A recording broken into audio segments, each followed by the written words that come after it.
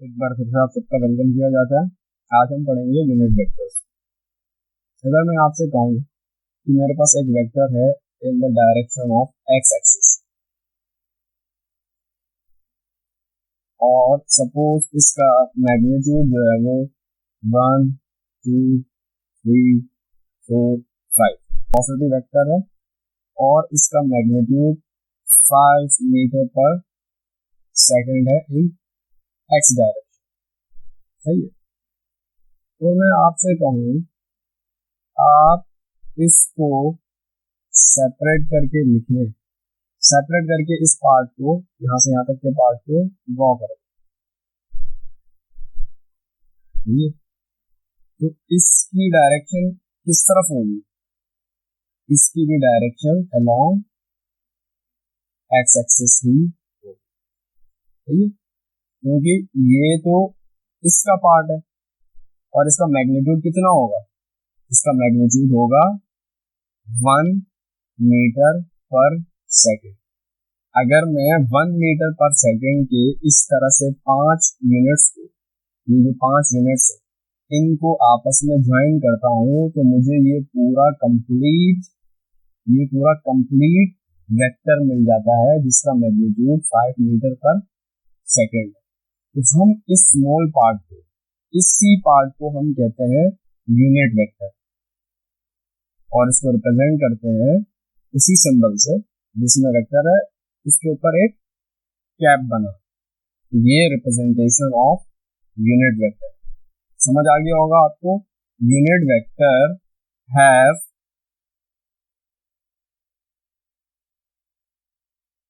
Magnitude equals to 1 और direction क्या होती है उसकी? डायरेक्शन जो है वो सेम इज फुल वेक्टर।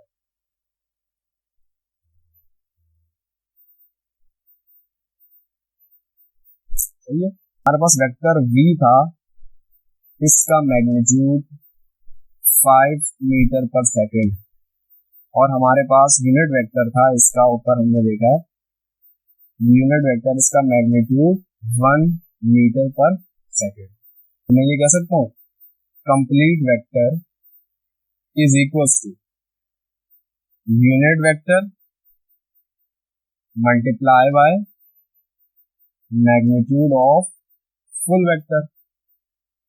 जैसे यूनिट वेक्टर है 1, अगर मैं यहाँ पे 1 लिख देता हूँ और इसको मल्टीप्लाई कर देता हूँ मैग्नीट्यूड ऑफ फुल वेक्टर 5 से, तो हमारे पास फुल वेक्टर क्या मिलेगा? 5 मीटर पर सेकेंड। ये रिलेशन है यूनिट वेक्टर और फुल वेक्टर के दरमियान। जब भी आपको यूनिट वेक्टर निकालना हो तो आप क्या कर सकते हो?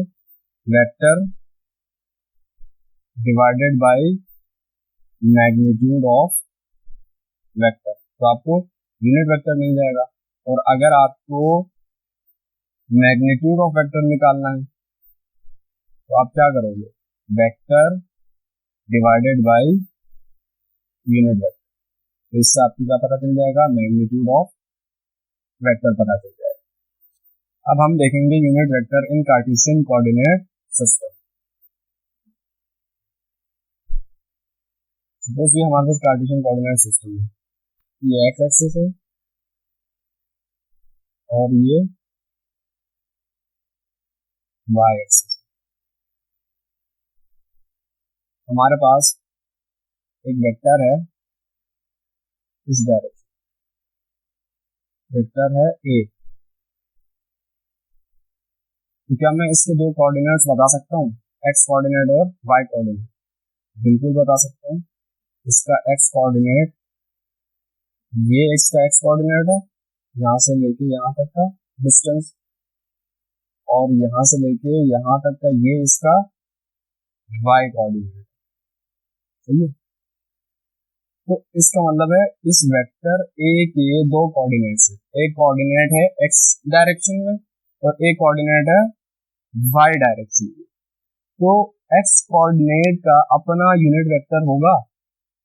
x कोऑर्डिनेट का जो कि इस वेक्टर a का कोऑर्डिनेट है x, तो इसका अपना भी तो यूनिट वेक्टर होगा कि जिसका मैग्नीट्यूड 1 हो। लेट्स सपोज मैं मान लेता हूँ ये वेक्टर a जो है वो 10 है और ये वेक्टर y जो है वो 3 है और ये वेक्टर x जो है वो 5 है, कुछ भी हो सकता है। सपोज वैल्यूज गलत है लेकिन सपोजिशन कर रहा हूँ मैं। तो इस 5 जो x डायरेक्शन में इसी वेक्टर a का एक वेक्टर है, यानी ये कोऑर्डिनेट जो है इसका अपना भी तो यूनिट वेक्टर होगा, बिल्कुल होगा। मतलब मैं कह सकता हूँ यहाँ से यहाँ तक इसका अपना एक यूनिट वेक्टर है और इसी तरह इसका अपना एक यूनिट वेक्टर होगा छोटा यहाँ, और इसका मैग्नीट्यूड होगा 1 और इसका भी मैग्नीट्यूड होगा 1। अगर मैं इस 5 को इस 1 से मल्टीप्लाई करूंगा तो क्या इस पर कोई फर्क पड़ेगा? कोई फर्क नहीं पड़ेगा। जब भी हम यूनिट वेक्टर को मल्टीप्लाई करते हैं किसी वेक्टर से तो उसके मैग्नीट्यूड पर कोई फर्क नहीं पड़ता, सही है। तो इस 5 को मैं 1 से मल्टीप्लाई करूंगा तो इस 5 पर कोई फर्क नहीं पड़ेगा। तो वेक्टर a का x डायरेक्शन में जो वेक्टर है उसका अपना यूनिट वेक्टर होता है और हम उसको बोलते हैं i, और इसी तरह उसी वेक्टर का जो y डायरेक्शन में यूनिट वेक्टर होता है हम उसको बोलते हैं j। बात समझ आ गई? हर वेक्टर के दो कंपोनेंट्स होते हैं, एक x डायरेक्शन में होता है और एक y डायरेक्शन में। x डायरेक्शन में जो वेक्टर है उसके यूनिट वेक्टर को हम i बोलते हैं और y डायरेक्शन में जो वेक्टर है उसके यूनिट वेक्टर को हम j बोलते हैं। तो यहां से आप देखो तो मैं ये कह सकता हूं vector a is equals to 5i। इसका मतलब क्या है? i की डायरेक्शन में आप 5 यूनिट जाएं, यानी x डायरेक्शन में आप 5 यूनिट जाएं, प्लस y डायरेक्शन में आप 3 यूनिट्स जाएं। ये j क्या बताता है? j आपको बताता है कि y डायरेक्शन में 3 यूनिट जाएं, और i क्या बताता है? i बताता है x डायरेक्शन में 5 यूनिट जाओ और y डायरेक्शन में 3 यूनिट जाओगे तो आप इस वेक्टर a के टिप तक पहुंचोगे। यहां से जनरलाइज कर देता हूं मैं इसको, एक वेक्टर है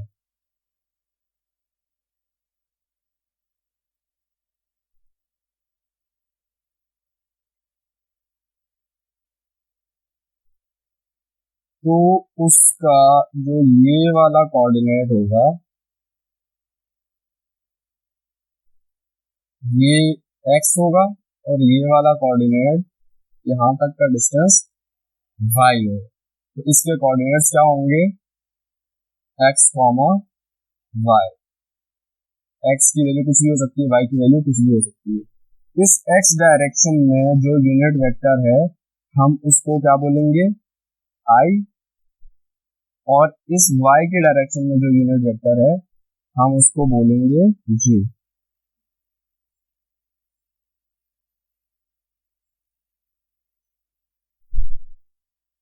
तो ये i और j।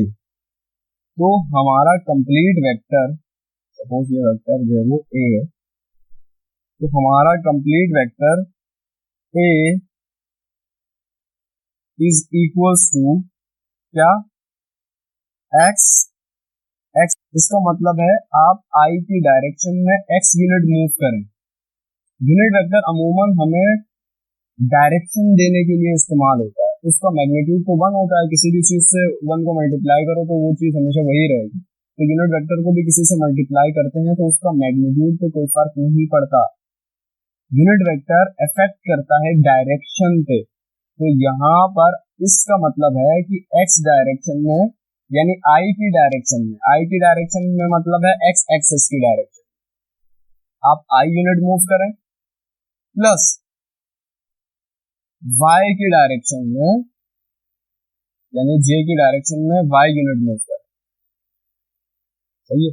y, अगर यहाँ पे मैं x और y बोलता हूँ तो समझ नहीं आ रहा तो मैं x की जगह पे यहाँ a बोल देता हूँ, लेट्स सपोज a यूनिट।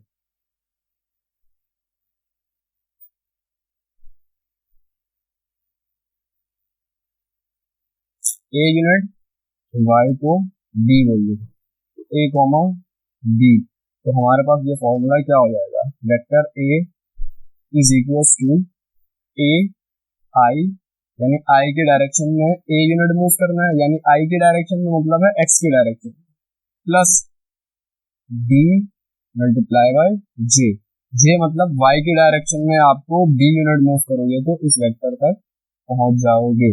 अब अगर मैं आपको एक एग्जांपल दे दूं कि हमारे पास एक वेक्टर है, उसके कोऑर्डिनेट्स जो है वो 3,5 है, आप उसको वेक्टर फॉर्म में लिख के दिखाएं। लेट सपोज वेक्टर बी है, तो आप क्या करोगे, vector B is equal to, coordinates का मतलब है एक एक्स होगा पहला वाला और दूसरा वाला वाई कोऑर्डिनेट होगा, तो मतलब इसका क्या होगा, आप बोलोगे 3 यूनिट जो है वो एक्स की डायरेक्शन में जाना है, प्लस 5 यूनिट जो है वो जे की डायरेक्शन में।